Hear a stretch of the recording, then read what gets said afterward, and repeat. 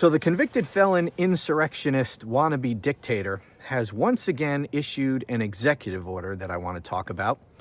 And this one is him trying to dictate how elections are run in this country.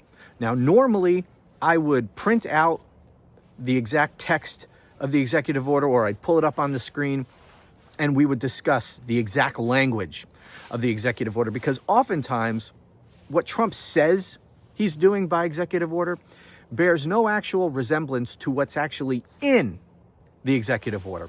Same with reporting about this. Most of the time, they just report what Trump says about the executive order, and they don't even bother to read it. And to the extent that they do, oftentimes they don't know what the hell they're reading, or they can't put it in proper context because they don't understand how the law works or how the Constitution works and how his executive order fits into all of that. So the reporting on this and what Trump says about it is often misleading. But I'm not going to read the exact language of the executive order here for two reasons. One, it's too long, and there's too much legalese, and it's too hard to follow. And the second reason, the more important reason, is I don't really want to focus on the substance here. Suffice it to say that this is his attempt to try to control elections in this country, but I don't want to get bogged down in the weeds of what he's doing with this executive order. I want to talk about this concept, generally speaking, and what the states should be doing, how we should be responding to his unconstitutional and illegal power grabs. Now, I did print out an article from the AP reporting on this executive order. I'm just going to read a little bit of this to you, and we're going to discuss. All right.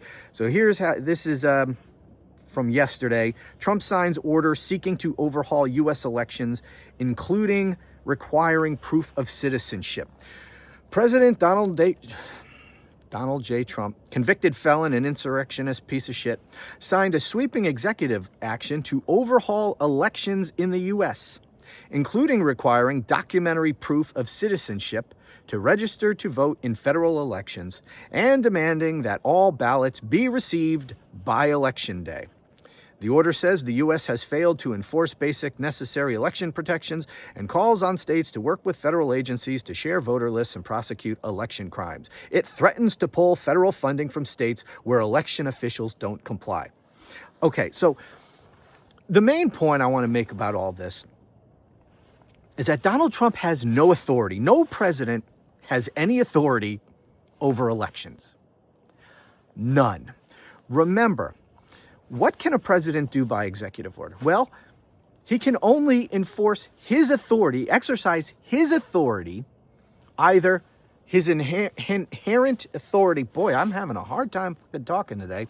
His inherent Article 2 authority from the Constitution, whatever the Constitution specifically authorizes him to do, which isn't very much at all. Or two, anything he is authorized to do by statute. Okay? If Congress has passed a law, the president is authorized to enforce that law. That's his job. Congress writes the law, passes the law. Presidents enforce the law. That's their job. Now, they can issue executive orders and issue regulations for the purpose of enforcing the law, but they can't change the law by executive order or by regulation. They can only issue such things that are necessary and proper for enforcement of the law passed by Congress. But they can't add to the law. They can't change the law in any way, because that would be a usurpation of Congress's Article 1 authority. Okay, that would be a violation of separation of powers. So a president is not given any authority by the Constitution to do anything related to elections. He has no authority whatsoever. Now, Congress does have some authority, but the things he's talking about in this executive order have not been passed by Congress. He's just dictating these things.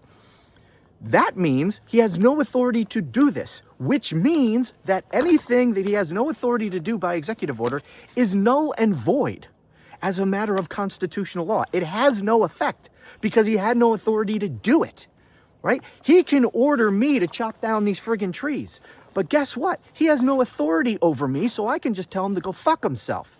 And that is what I want to get at here. That's what the states should be doing with respect to Donald Trump. Not just on this executive order, but so many of the things that he does. He simply has no authority to do much of what he's doing by executive order. And therefore, he should simply be ignored. That's what the states should be doing. We are faced with a fascist, authoritarian, wannabe dictator sitting in the White House. The best way to deal with him, one of the best ways, is for the states to assert their authority. And anytime he gives them orders that he has no authority to give them, that is not authorized by laws passed by Congress that are legal and constitutional, they should just tell him to go pound sand. Just simply ignore it. Now, you can file lawsuits and all of that, which you should, but do not obey until a court strikes down the executive order. You should do the exact opposite. Ignore it unless and until a court says that his executive order is valid and binding upon the state. Okay? That's the problem here. Stop obeying this guy. What is he going to do? Okay, so say he has dictates in here, orders to the states about how to conduct elections. The states should just ignore it. What's he going to do? He can't enforce it. How is he going to force the states to comply with his little unconstitutional order? He has very little law enforcement power. I mean, most of the law enforcement agencies in this country are at the state level. What is he going to do? Send the military in to take over a state to enforce his unconstitutional executive order? No, ignore him. Also challenge it in court, but while you're challenging it in court, just ignore it. Just ignore it unless a court tells you that you have to follow it. Let me read a little more of this.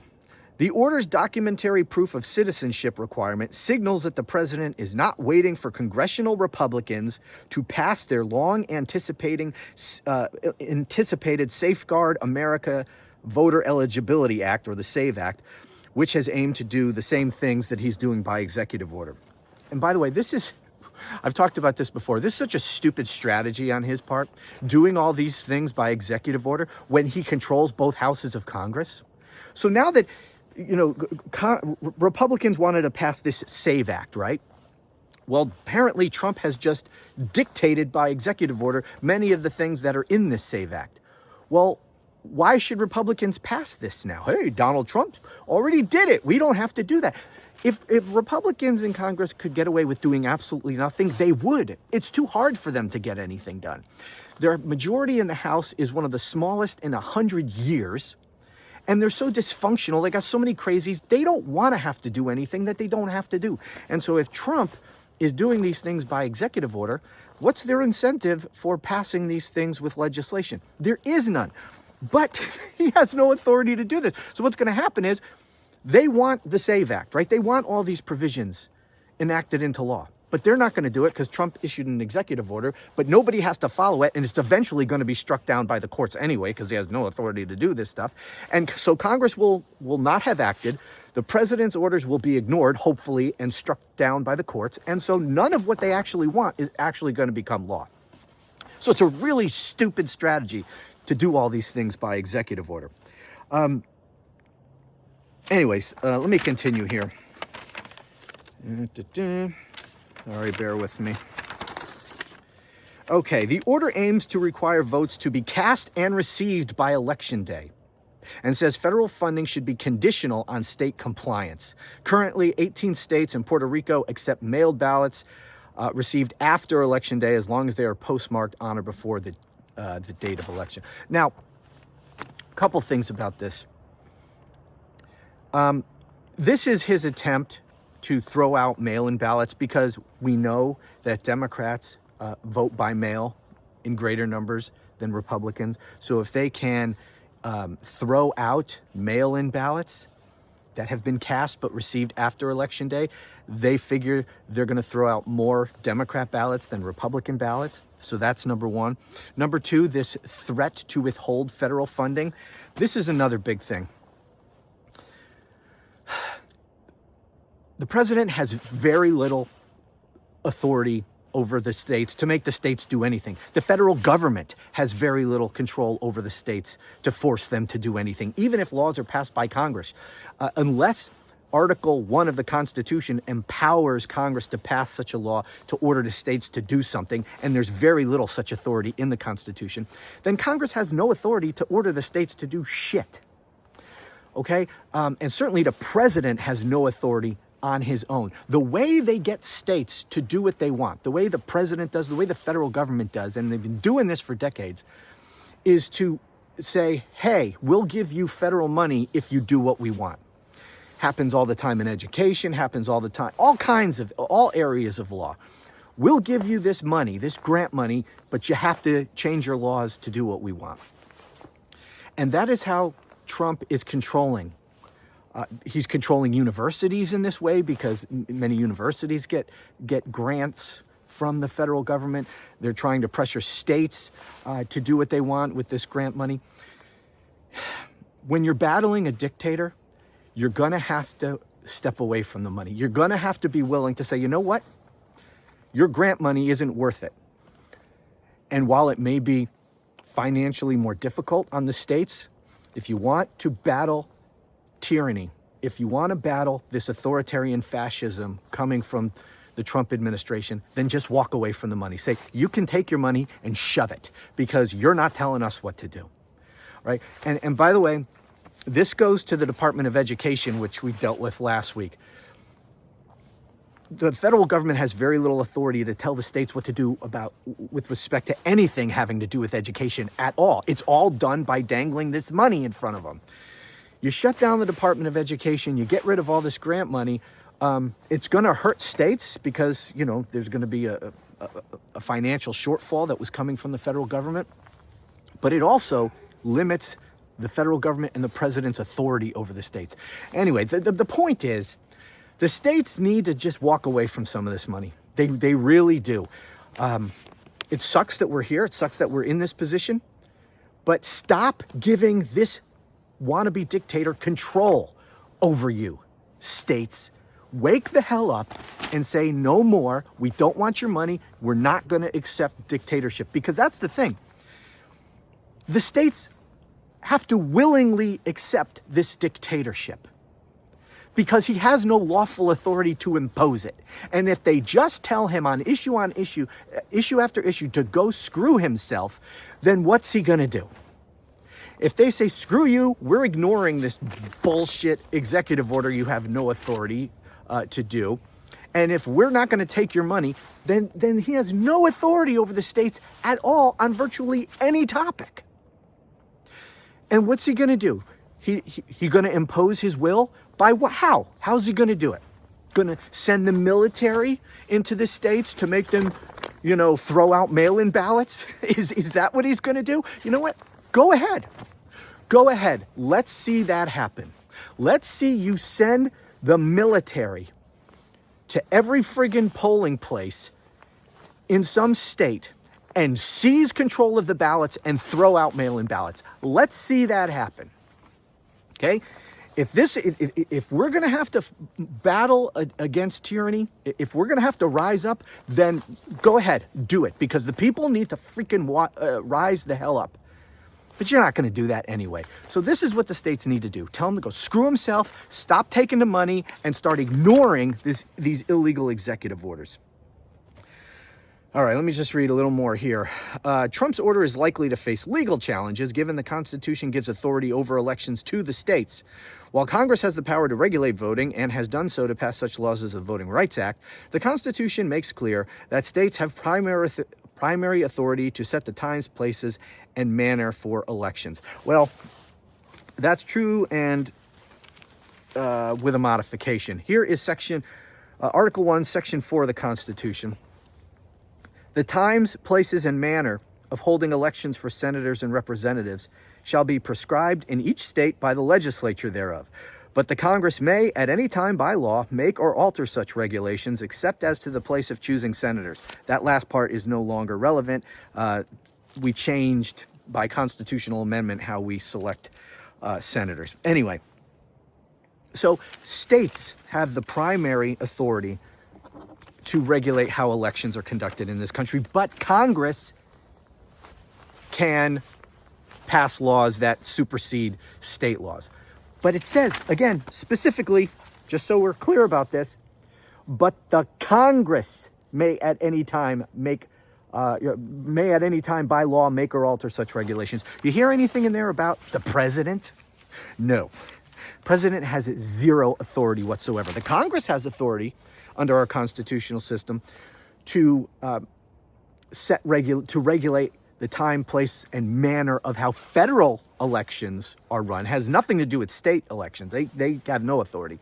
But with respect to federal elections, the Congress can get involved. The Congress has authority to pass law, but the president has none. So unless Congress passes a law, the president can't do shit. He can enforce laws passed by Congress, but if Congress hasn't passed a law, he can't do anything. So this whole executive order, where he's just pulling shit out of his ass, none of it has any force of law. And that's what needs to be remembered. Not just about this executive order, but a lot of these executive orders and all these things that he's doing that he has no authority to do. Do not obey them and then hope that a court strikes them down. You got that backwards. Ignore them because they have no force of law. An executive order is not a law. You need not comply with an executive order. So ignore. He does an executive order like this. Ignore it. Also file your lawsuit to have it officially struck down.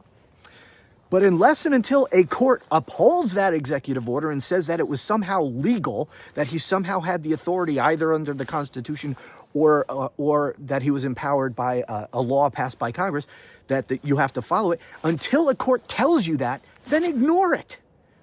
I don't understand this posture, this idea that just because this guy says something, that everybody has to follow it and hope that a court strikes it down. No, backwards. Ignore it until a court tells you you have to follow it. That's what we should be doing.